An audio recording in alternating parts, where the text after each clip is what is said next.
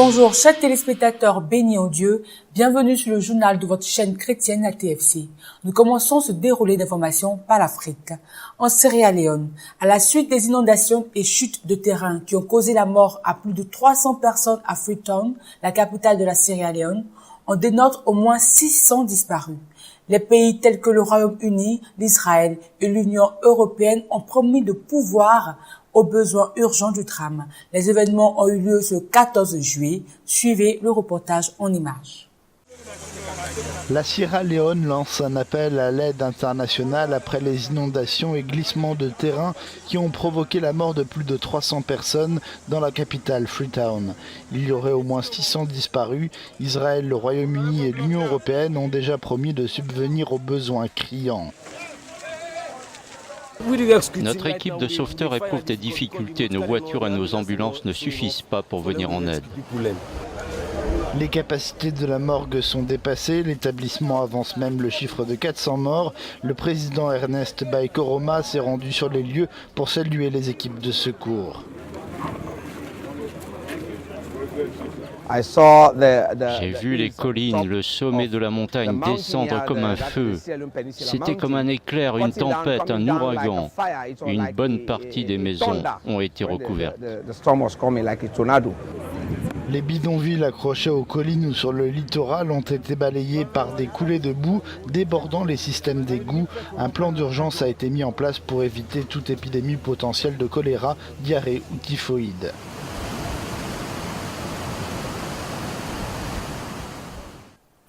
En Libye, ce mardi 14 août, le bateau Golfo Azzurro a eu un nouvel incident avec les gardes-côtes libyens dans les eaux internationales. Pour cause, le Golfo Azzurro se trouvait loin de la limite de 12 milles des eaux territoriales, ce qui a créé une confrontation. Plus de détails en images. En Méditerranée, nouvelle confrontation tendue entre une ONG de secours des migrants et les gardes-côtes libyens. Mardi, un bateau de l'ONG espagnole Proactiva Open Arms a été intercepté par ce navire des gardes-côtes. Le Golfo Azzurro se trouvait pourtant loin des eaux territoriales libyennes. Par téléphone, les gardes-côtes se sont fait très menaçants à leur égard.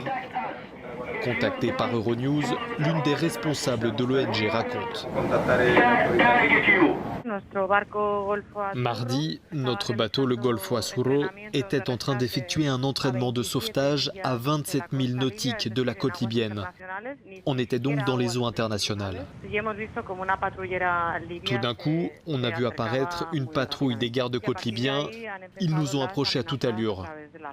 Ensuite, ils nous ont menacés par radio, nous ont demandé si on avait une autorisation de la Libye. On a insisté sur le fait qu'on se trouvait dans les eaux internationales. Ils ont essayé de nous forcer à les suivre jusqu'à Tripoli. Ils nous ont dit que si on n'obéissait pas, ils nous tireraient dessus. Après 1h40 de discussion, ils nous ont dit de quitter la zone et de ne pas revenir, sinon ils ouvriraient le feu. La semaine dernière déjà, l'ONG avait rapporté un incident similaire concernant son autre bateau, l'Open Arms.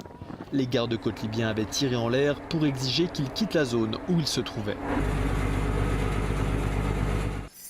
Au Nigeria, en fin de journée du mardi 14 août, 3 femmes kamikazes se sont fait exploser. 3 explosions dans un lieu situé non loin de l'entrée du camp de réfugiés à 25 km de la capitale de l'état du Borno. On compte au moins 28 morts et 80 blessés. Plus de précisions en images. Nouveau bain de sang au Nigeria, 3 femmes kamikazes se sont fait exploser mardi en fin de journée dans le nord-est du pays. Au total, 28 personnes ont péri. L'attentat a également fait plus de 80 blessés. Les 3 explosions se sont produites à quelques minutes d'intervalle à 25 km de Maiduguri, la capitale de l'état du Borno. Un district qui a déjà été la cible de nombreuses attaques de la secte djihadiste de Boko Haram.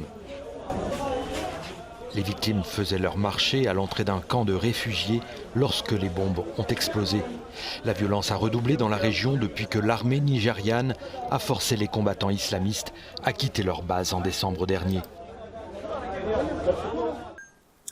En Zambie, le chef de l'opposition, Hakainde Hichilema, a été libéré ce mercredi par l'ordre de la justice zambienne après l'abandon des charges de trahison lancées contre lui en avril.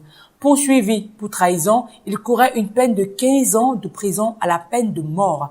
Plus de détails en images. Le chef de l'opposition zambienne, Hakainde Hichilema, est libre. La justice zambienne a ordonné ce mercredi sa remise en liberté et l'abandon des poursuites lancées contre lui en avril dernier. Emprisonné pour trahison, il risquait la peine de mort. L'opposant avait plaidé non coupable à l'ouverture de son procès lundi dans la capitale Lusaka. Le parquet avait obtenu un ajournement de l'audience pour ce mercredi. Son procès n'aura finalement plus lieu. Outre Hakainde Hichilema, 5 de ses co-accusés ont été aussi remis en liberté. Sa formation politique, le Parti uni pour le développement national, s'est montré ravi de cette libération sur les réseaux sociaux. Hakainde Hichilema est incarcéré dans une prison de haute sécurité pour avoir gêné le passage du convoi du président Edgar Lungu, dont il conteste depuis 1 an la réélection. Continuons en Amérique. Aux États-Unis, ce mardi, en renvoyant dos à dos les activités qui se sont affrontées samedi dernier, Donald Trump a de nouveau envenimé les choses, causant un affrontement entre des groupes d'extrême droite et les mouvements antifascistes. Allons au Moyen-Orient, en Syrie, à Raqqa, l'opposition des forces démocratiques syriennes, FDS, et les membres de l'État islamique continuent la confrontation. Ce mardi encore, dans la province de Soueïda, un avion de l'armée syrienne a été abattu par un groupe rebelle. Toutes les tentatives de faire cesser les agressivités et même les trêves déclarées dans le pays n'ont pas suffi à mettre fin à ce conflit. Voyons cela dans le reportage. À Raqqa en Syrie, les combats continuent d'opposer forces démocratiques syriennes et membres de l'État islamique. D'après les combattants kurdes, la libération de la ville pourrait prendre plusieurs mois, même si dans la vieille ville, les troupes avancent. Concernant la vieille ville de Raqqa, elle est presque entièrement libérée. Elle est libérée à près de 65%. En attendant, les civils qui ont pu fuir s'entassent dans les camps de réfugiés, comme ici à Enissa, au nord de Raqqa.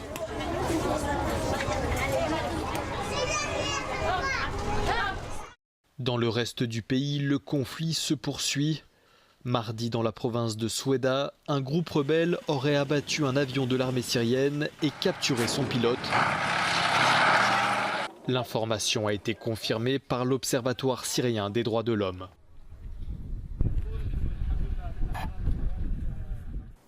Enfin en Asie, en Philippines, 32 personnes abattues et plus de 109 suspects ont été arrêtés par la police ces 2 derniers jours lors d'opérations visées à semer le trouble et la peur parmi les trafiquants de drogue. Une opération qui a débuté ce lundi dans la province de Bulacan, loin de la capitale, Manille. Une opération qui va peut-être pas se poursuivre, à croire les propos du président de la Philippine. Je vous remercie de nous avoir suivis. Restez connectés sur votre chaîne chrétienne, la TFC, pour de nouveaux programmes.